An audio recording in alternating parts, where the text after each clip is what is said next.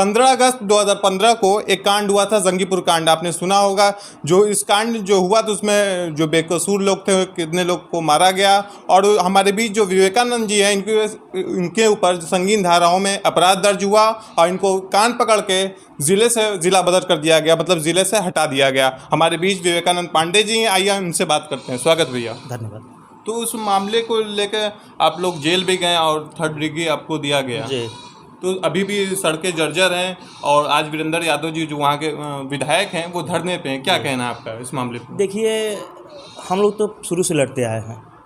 आपको ज्ञात है कि 2015 में जब सड़क पूरी तरह से टूट गई थी, सड़क, बिजली और किसान भाइयों के मुआवजे की मांग के लिए हम लोग धरने पर बैठे थे।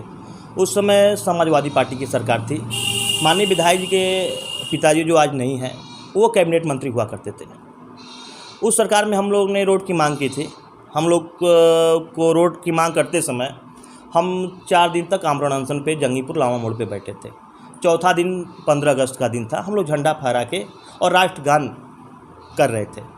उसी समय जिला प्रशासन पहुंचा और अचानक लाठीचार्ज कर दिया।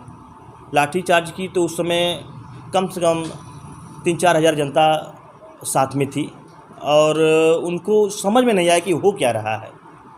उस समय तत्काल सीओ प्रभात कुमार थे। उन्होंने आते ही आते लाठीचार्ज करा दिया। जनता समझ नहीं पाती, जनता एक बार पीछे हटी और जनता को समझ में नहीं आया और लाठी चार्ज हो गया।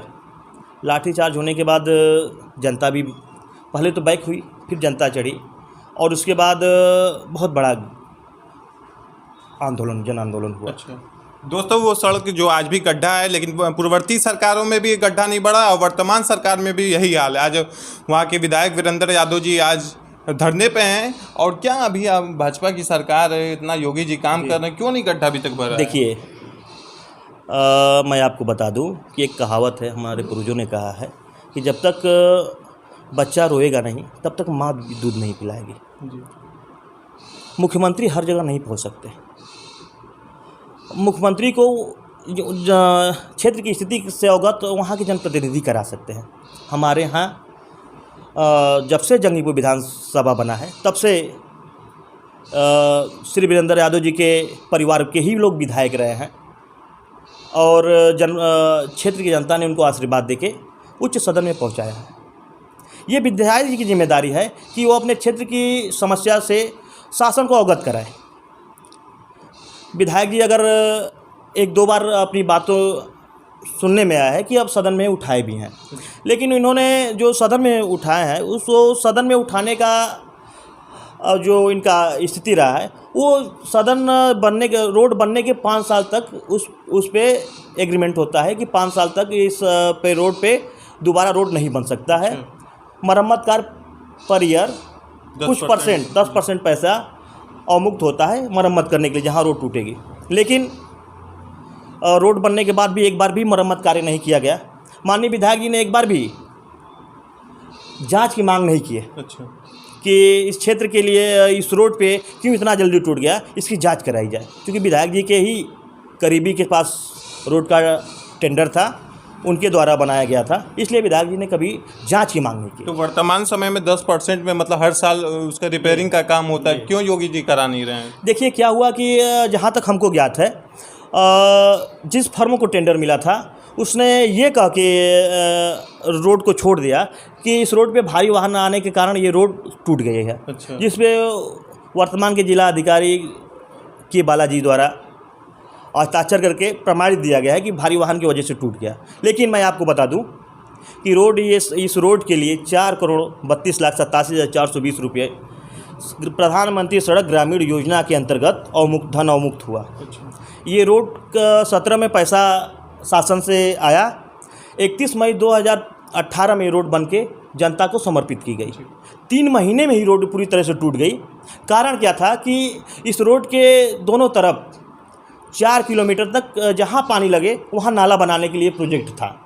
लेकिन मैं बता दूं कि ये नाला का निर्माण कहीं भी नहीं कराया गया और रोड पे पानी लगने की वजह से ये रोड पूरी तरह से टूट गई। अच्छा, आपने प्रयास किया, डिप्टी सीएम केशव प्रसाद मौर्य जी से आपकी बात हुई, क्या उन्होंने आश्वासन दिया? देखिए, डिप्टी सीएम केशव मौर्य जी से हमने इस क्षेत्र की स्थिति रोड के बारे में उनको अवगत कराया। उन्होंने कहा कि ये बहुत ही गलत है, इसकी जांच कराई जाएगी और गड्ढे को तत्काल भरवाया जाएगा। क्या लगता है आपको, वर्तमान सरकार में गड्ढा बढ़ जाएगा कि 2022 चला जाएगा? देखिए, हम कोई जनप्रतिनिधि नहीं है, हम एक आम आदमी हैं। हमें अपने अधिकार का पता है। हम जागे हुए हैं, हम सोए नहीं हैं। हमें रोड चाहिए, कोई भी रोड दे, हमें रोड से जाना है। और इस रोड के लिए जितना हमसे हो सकेगा, मैं 2018 से कई बार जिला अधिकारी को पत्र दिया, प्रभारी मंत्री को पत्र दिए, मुख्यमंत्री पोर्टल पे भी शिकायत की, और 4 दिन पहले मैं माननीय उप मुख्यमंत्री से मिलके और समस्या के बारे में अवगत कराया। क्या लगता है वहाँ से रोज़ अधिकारियों का आना जाना, एसडीएम साहब उधर से आते जाते हैं, भारी वाहन आते, जो भी प्रशासनिक अधिकारी उस रोड पर आना जाना रहता है, क्या उन लोग के कोई संज्ञान नहीं ले रहे मामले का? देखिए, क्या है कि ये अधिकारी अपने में व्यस्त हैं। अच्छा। जनता के समस्या से हमको नहीं लगता कि इनको कोई लेना देना है।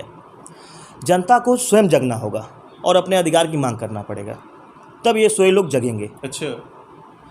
आज आपने कहा कि माननीय विधायक जी धरने पे बैठे थे। मैं आपको बता दूं, धरना किसी गांव में नहीं होता है। अगर धरना करना होता है तो जिला मुख्यालय होता है या कस्बे में होता है, जहां पे लोग देखें कि इनकी आवश्यकता क्या है, किस लिए धरने पे बैठे हैं। चूँकि ये धरने का नाम देके एक समाजवादी पार्टी की बैठक बुला के और दूर दूर से कार्यकर्ताओं को बुला के ये धरने का नाम दिया गया। इस क्षेत्र की समस्या है। मैं आपको बता देना चाहता हूं कि इस जो ये धरना बता रहे हैं लोग, इसमें इस क्षेत्र के 10% भी लोग नहीं थे। अच्छा। पार्टी स्तर की मीटिंग? पार्टी स्तर की मीटिंग थी। अगर ये पार्टी दल से उठ के और जन समस्या के लिए धरना होता तो हमें पूर्ण विश्वास था कि पूरे क्षेत्र के लोग इनका साथ देते। जो आपको मतलब अरेस्ट किया गया, जिला बदर किया गया, उसमें क्या आपका कहना, मतलब उस टाइम जो जिला अधिकारी थे उनके पे प्रेशर था क्या ऊपर सरकार? देखिए, उस समय समाजवादी पार्टी की सरकार थी। मैं सड़क की मांग कर रहा था और उस समय की तत्काल सरकार को लगा कि मैं उनका विरोध कर रहा हूँ, क्योंकि मैं अपने हक और अधिकार की मांग कर रहा था। जनता का मौलिक अधिकार है, उनको सड़क, बिजली, पानी चाहिए।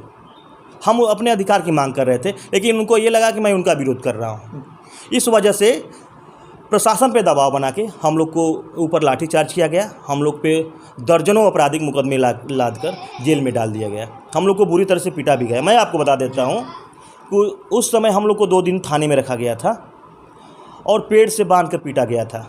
हमारा अपराध क्या था? हमने क्षेत्र की जनता के लिए सड़क, बिजली और किसान भाइयों के लिए फसल मुआवजे की मांग किए थे। उसका हमको परिणाम हुआ कि आज भी हम कोर्ट में उपस्थित होकर और अपना मुकदमा लड़ रहे हैं। आज भी चल रहा मुकदमा? आज भी कोर्ट में मुकदमा चल रहा है। और मेरे साथ 69 नामजद और 900 अज्ञात लोग के ऊपर एफआईआर दर्ज हुआ था। मेरे साथ जितने भी निर्दोष लोग हैं, कोई जंगीपुर मार्केट में ठेला चलाने वाला है, कोई बोरा ढोने वाला है, क्योंकि ये क्षेत्र का सबसे बड़ी मंडी जंगीपुर मंडी है। दूर दूर से लोग आते हैं काम करने के लिए, और जितने भी लोग उस मुकदमे में हैं सभी लोग निर्दोष हैं, जिनको उससे लेना देना नहीं था। देखिए दोस्तों, हमारे बीच विवेकानंद पांडे जी थे, जो एक समाज सेवी हैं। इन्होंने जो भी समाज की जो काम रहता है अपने माध्यम से उच्च अधिकारियों द्वारा पहुंचाते हैं और समाज के लिए लड़ाई लड़ते हैं। और 2022 में चुनाव आने वाला, क्या मिजाज, आप चुनाव नहीं देखिए, चुनाव तो जनता को लड़ाना है। अच्छा। आज जो स्थितियाँ हैं, जनता अगर जाग जाएगी तो ये लोग चुनाव का नाम नहीं लेंगे, क्षेत्र छोड़ के भाग जाएंगे। क्योंकि इस समय चल रहा है दल की और जात बिरादरी की राजनीति का। लोगों को काम से मतलब नहीं है। लोगों को लगा कि ये फलाना हमारे कास्ट के, हम उनके पीछे चल दिए, फलाने हमारे पार्टी के, मैं उनके पीछे चल दिया। जिस दिन जनता ये सोच लेगी कि हमको काम करने वाले को जिताना है, उस दिन ये लोग सुधर जाएंगे। अच्छा, और अच्छे लोग जनप्रतिनिधि बन के निकलेंगे और क्षेत्र की समस्या को ऊपर तक पहुँचाएंगे। मतलब जात और धर्म के आधार पर चुनाव होता है, इसलिए ऐसा हो रहा है। रोड की स्थिति आज ये है। आज जनता को झेलना पड़ रहा है। देखिए दोस्तों, हमारे बीच विवेकानंद पांडे जी थे। फिर नेक्स्ट वीडियो के साथ फिर मिलेंगे। धन्यवाद।